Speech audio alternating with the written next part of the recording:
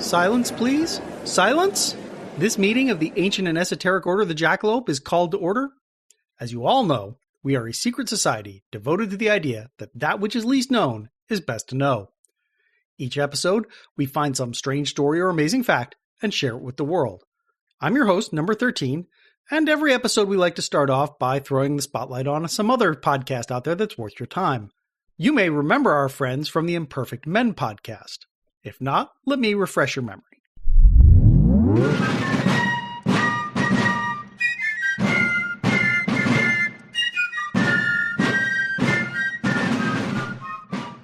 Hello, I am Steven, one half of the podcast Imperfect Men. I'm Cody, the other half of Imperfect Men. We discuss the people widely considered founding fathers, their contributions to our country's founding documents, their legacy, and whether they're a founding father or a floundering father. So follow us on Twitter at Imperfect Men Pod and listen and download us from any of your favorite podcast platforms. I'm Cody. And I'm Steven. And we are Imperfect Men.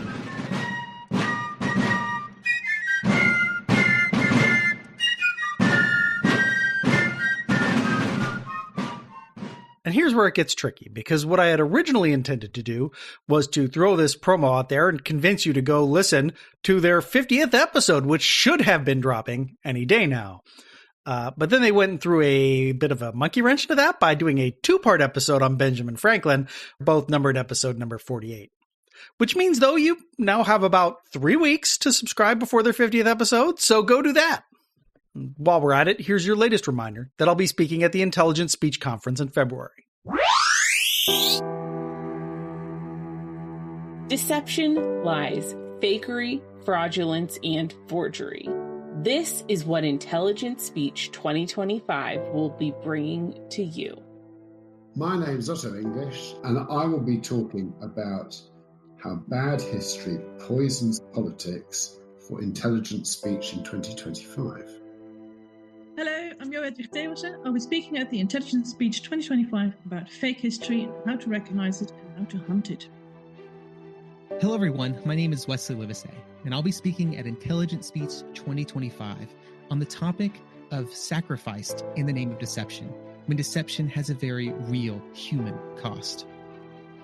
Intelligent Speech 2025, Deception, will be taking place on the 8th of February 2025. Go to Intelligent Speech Online to find out more.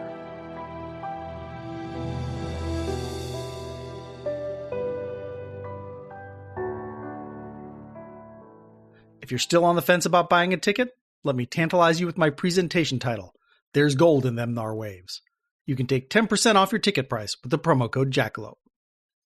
Now for this episode, I am just presenting for another initiate, number 42, Alex Baumans, who you may remember from previous episodes like Independent by Accident, about the tiny non-nation of neutral Morsne, and Steampunk Google and the World City, about Paul Otley and his attempt to categorize all of the world's knowledge.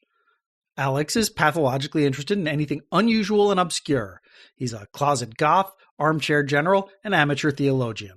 His favorite animals are ducks, octopodes, and pigs, and you will also find him surprisingly knowledgeable about K-pop girl groups. And today's subject, which you might find potentially explosive. Let's get started. Episode 108, Your Eyebrows Will Grow Back. Presented by number 42. If you asked anyone in the 1970s what the future would be like, chances are they would all agree on one thing. We'll all have jetpacks. In late 1977, this dream seemed tantalizingly close to reality. Popular Mechanics was running an ad for the Space Ranger, which was not exactly a jetpack, but it was a personal rocket-powered flying platform. Why split hairs? The Space Ranger was touted as the amazing sport vehicle, safe and easy to fly. Steering was simple. Simply lean in the direction you wanted to go. It would take off vertically and fly forwards, backwards, and sideways to a claimed height of 5,000 feet. It ran on ordinary bottles of liquid propane. And here's the clincher. It could easily be assembled in your workshop or at a local welding shop in a matter of days. The whole thing could be yours for just about $5,795, or the price of a Ford Falcon at the time, and would be sent to you in kit form. Or, if you were low on funds, 9750 would get you the blueprints and construction plans, but you would have to source the individual components yourself. What really sold the whole thing to potential buyers was the photo of the Space Ranger in action, though the eagle-eyed might have noticed this was actually a photo montage. The ad caught the attention of the media, especially the United Press, who sent a reporter along to see what this was all about.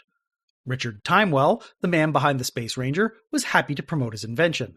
This resulted in an extended interview, which then ran in adapted forms in various syndicated newspapers.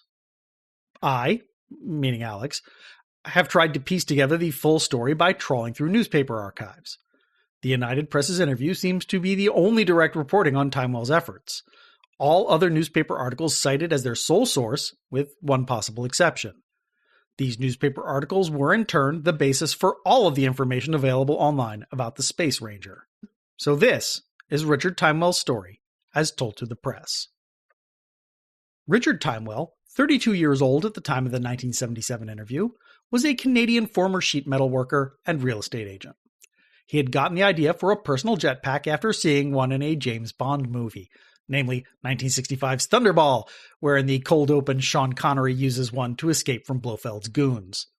The Bell Textron rocket belt used in Thunderball had a flight time of about 20 seconds, after which it and the pilot would drop like a stone. Clearly a different approach would be needed for sustained personal flight. However, strapping a jet engine and fuel tank to your back was cumbersome, not to mention extremely unsafe. Looking for an alternative, Timewell got into contact with Eugene Gluhareff, who was selling his G8 series of rocket engines at the time. Eugene Gluhareff was certainly a kindred spirit. He was born in 1916 in what was then Petrograd in Imperial Russia, and his family came to the United States in the wake of the Russian Revolution. Gluhareff went on to work for the Sikorsky Company, and in the 1950s became one of the pioneers of the microhelicopter, a concept which attracted a lot of attention at the time, notably from the armed forces. He built several models, including the RH-1 pinwheel strap-on helicopter pack, for the U.S. Navy. His designs were typically powered by tip jets on each rotor blade. However, none of his projects ever made it past the prototype stage. This work on microhelicopters did lead Gluhareff to develop the G8, a range of small rocket engines that ran on liquid propane. One of the advantages of using liquid propane was that, since the fuel was already pressurized, there was no need for a compressor. The engine could therefore be kept very light and very simple. All you needed to do was open the expansion valve and start the ignition. The G8s were also fully throttleable, an important feature for Timewell, as the height control of his flying platform would be done by varying the thrust of the engines. Timewell persuaded Gluhareff to produce a 130-pound thrust version of his engine, and designed a flying platform powered by 4 engines mounted at the corners. Gluhareff must have been impressed with Timewell, as he used a photo of the flying platform to advertise his rocket engines. Timewell dubbed his creation the Space Ranger, and sunk all of his savings into the project, some $70,000 in 1977 money, or equivalent to well over $370,000 today. One problem he immediately ran into was that in Canada, individuals were forbidden to build jet engines or sell experimental aircraft through the mail. The United States had more relaxed regulations. As long as the craft was clearly marked as experimental, and it was built and paid for more than 50% by the purchaser, there was no problem. The U.S. government wasn't going to stand in the way of citizens wishing to build their own flying platforms. So Timewell moved from Vancouver to Seattle and started working on his platform, making the occasional clandestine test flight. It took him 3 years to get to the point where he felt confident to present his work to the public. There is one photo where he and his wife are assembling the craft together, but this may have been for publicity, as his wife Josephine also declared to the reporter, "I'm scared stiff every time he tries something with it." At the time of the interview, Timewell claimed to have made hundreds of flights, for a total of about 30 hours in the air, with the highest flight reaching 200 feet and the longest flight lasting 5 minutes. You may notice that those numbers fall far short of the benchmarks claimed in his publicity campaign, in which he said the platform had a max height of 5,000 feet, a max flight time of 15 minutes, and a 10-mile range. Timewell did concede that there were some teething troubles. Turns out steering by body weight had its limitations. This led to a risk of hitting obstacles like trees, and Timewell's brother actually cracked a rib in a landing accident. There was also a fire hazard. A flaming exhaust frequently started fires on the ground. The engine controls also needed fine-tuning. The cooling effect of the expanding propane in the valve could cause the throttle and the fuel lines to freeze up.